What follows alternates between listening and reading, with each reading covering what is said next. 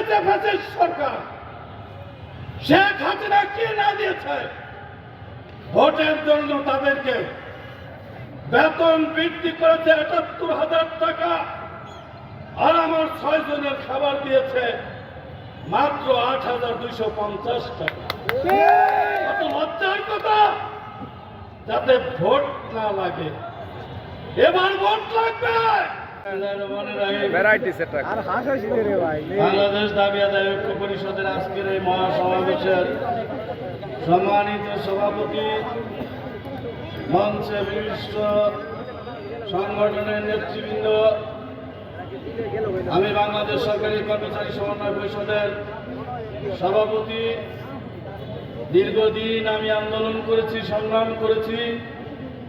আজকে এই শহীদ মিনারে দাঁড়িয়ে যারা ১৯৫২ সালে ভাষা আন্দোলনে শহীদ হয়েছেন, যারা মুক্তিযুদ্ধ করে দেশ স্বাধীন করেছেন, যারা শহীদ হয়েছেন, যারা জুলাইয়ের আন্দোলনে রক্ত দিয়ে একটা বৈষম্যমূলক সরকার গঠন করেছে, তাদের প্রতি শ্রদ্ধার সাথে স্মরণ করে আমি আমার বক্তব্য দীর্ঘায়িত করব না। এখানে যারা আছেন, আর যদি কিছুক্ষণ দেরি হয় তাহলে শুধু চেয়ার থাকবে, মানুষ থাকবে না। কিন্তু আমি বহু দেশে গিয়েছি, বাংলাদেশ সরকারি কর্মচারী পক্ষ থেকে বহু রাষ্ট্র দেখেছি। মহিলারা চিরা মুড়ি নিয়ে গামছায় বেঁধে ১ দিন না ২ দিন না ৭ দিনের জন্য সমাবেশে আছে। আমি ভারতে ১,২০,০০,০০০ লোকের সমাবেশে গিয়েছিলাম, অল ইন্ডিয়া স্টেট গভর্নমেন্ট ফেডারেশনের। সেখানে দেখেছি ৭ দিনের জন্য মহিলারা, হাজার হাজার মহিলা গামছা বেঁধে, চিরা মুড়ি বেঁধে তারা এসেছে তাদের কর্মসূচি আদায় করার জন্য। আর আমরা দেরি হলে চলে যাই, বঞ্চিত হলে চলে যাই। এটাই কি আমাদের নিয়ম? আজকে ভাড়া বলতে চাই, দাবি এমনি এমনি দেয় না, কোন সরকার দেয় নাই। যারা মুরব্বী আছেন তারা জানেন, প্রত্যেকটি সরকারের সময়, এসব সরকারের সময় চ্যালেঞ্জ করে আমরা সচিবালয়ের বাইরে আন্দোলন করে আমরা উৎসব plus time scale selection grade আদায় করেছিলাম।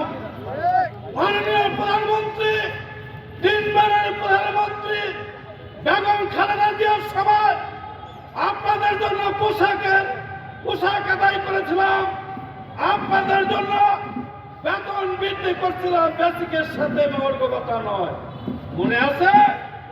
আজকে নবীন অনেক ভাইরা গরম গরম কথা বলেন, দাবি এমনি আসবে, খালি মহর্ঘ ভাতার দাবি করেন। মহর্ঘ ভাতা কি জিনিস? মহর্ঘ ভাতা আমার যদি হয় ১৬,০০০ টাকা, সচিবের জন্য বরাদ্দ ১.৫ লক্ষ টাকা। চিন্তা করতে পারেন? আমার পরিষ্কার কথা, পে কমিশনের মধ্যে যারা লড়াই করেছে, যারা সংগ্রাম করেছে, রাত জেগে, সারা রাত জেগে লক্ষ লক্ষ টাকা গাড়ি ভাড়া করে আজকের এই সমাবেশে যোগ দিয়েছে, তাদের জন্য পে কমিশন হবে, কোন আমলার জন্য পে কমিশন হবে না। আমলাদের কি না দিয়েছে ফ্যাসিস্ট সরকার? শেখ হাসিনা কি না দিয়েছে? ভোটের জন্য তাদেরকে বেতন বৃদ্ধি করেছে ৭৮,০০০ টাকা, আর আমার ৬ জনের খাবার দিয়েছে মাত্র ৮,২৫০ টাকা। কত লজ্জার কথা! যাতে ভোট না লাগে, এবার ভোট লাগবে। যত রাজনৈতিক দল আছেন, বড় বড় রাজনৈতিক দলেরা তারা ক্ষমতায় যেতে চান, কই তারা তো বলেন না যে অনাহার কর্মচারীরা ন্যায্য দাবির জন্য আন্দোলন করে, তাদের দাবিটি দিয়ে দেয়, কথা তো কেউ বলতে চায় না। তারা বলে জুলাইয়ের মুক্তিযোদ্ধা, যারা জুলাই যুদ্ধ করেছে, তারা আজকে আপনাদেরকে আশ্বাস দিয়েছে। আমাদের কাছে 3 কোটি ভোটারের মালিক, আমরা ভোটে কাজ করি, আমাদের সাথে যাদের ভালো সম্পর্ক থাকবে তাদের কথা আমরা বিবেচনা করবো ইনশাআল্লাহ। প্রিয় কর্মচারী ভাই বোনেরা, আজকে পে কমিশনের জন্য লড়াই করবেন। একটি পে কমিশন পেলেন, 5 বছর পরে প্রত্যেকটি সরকারি প্রতিষ্ঠানে 4 লক্ষ লোক রিটায়ারমেন্টে যাবে, 5 লক্ষ পোস্ট খালি আছে। এই সরকার শেখ হাসিনা আমলাতান্ত্রিক ব্যবস্থায় আউটসোর্সিং চালু করে দিয়ে আমাদের রক্ত চুষা একটি দল বের করে দিয়ে তাদেরকে টেন্ডারের মাধ্যমে, দাসপ্রথার মাধ্যমে আমাদের সাহিত্য সকল প্রতিষ্ঠানে নিয়োগ প্রদান করেছে। আমরা বলতে চাই, বর্তমান সরকার ডক্টর ইউনূস সাহেব বৈষম্য মুক্ত করার জন্য আপনি সরকার প্রধান হয়েছেন। আপনার কাছে উদ্দেশ্য করে বলতে চাই, এসবিএনএসের বন্ধুরা, আমরা এই সরকারি এই কালো আইন, এই আউটসোর্সিং বাতিল করতে হবে। প্রিয় কর্মচারী ভাই বোনেরা, বাতিল করে রাজস্ব খাতে নিয়োগ প্রদান করতে হবে। এই লক্ষ লক্ষ টাকা খরচ করে আইসা শুধু পে কমিশনের জন্য বেতন বাড়বো, আপনার বাড়বো কি আর সচিবের বাড়বো কি জানেন? কোন সচিব বলেছে পে কমিশন লাগবে, কোন আইজি বলেছে পুলিশের পে কমিশন লাগবে, কোন সেনাবাহিনীর প্রধান বলেছে যে পে কমিশন লাগবে, কোন ডিসি বলেছে, কোন এসপি বলেছে, কারা বলেছে? বলেছে তৃতীয় চতুর্থ শ্রেণী কর্মচারীরা। তারা বলেছে, তারা রাজপথে মিছিল করছে। 19 সাল থেকে লড়াই সংগ্রাম ওরা চালিয়ে আমরা এই আন্দোলন শুরু করেছে, তার বিনিময়ে একটা পে কমিশন তৈরি হয়েছে। আমরা পরিষ্কারভাবে বলতে চাই সরকারকে, এরশাদ সাহেবকে বলেছিলাম, যদি এই তারিখের মধ্যে উৎসব বোনাস আদায় করতে না পারি, সমস্ত রাষ্ট্র, সমস্ত সরকারি প্রতিষ্ঠান অচল করে দিব। আমরা করে দিছিলাম, যেদিন অচল করেছি তার 3 দিন পরে আমাদের উৎসব বোনাস আদায় করেছি। আজকে যে মিষ্টি মিষ্টি কথা বলি, আজকে যে সরকার আছেন, যে সরকার মনে করেন যে যা ইচ্ছা তাই করবেন, যে আমলারা মনে করেন নিজের সুবিধাতে যা ইচ্ছা তাই করবেন, বাংলার মাটিতে আর এটা হবে না। পরিষ্কার কথা বলতে চাই, আরো বলতে চাই, প্রত্যেকটি প্রতিষ্ঠানে আমাদের কর্মচারী ভাইরা, আমরা ঐক্যবদ্ধ না। একটা কাক যদি কোথায় মারা যায়, হাজার হাজার কাক চিৎকার করে, কিন্তু আমার একজন কর্মচারী যদি কোথায় বিপদে পড়ে, আর একজন কর্মচারী এগিয়ে যায় না। এই পরিহার করতে হবে অভ্যাস।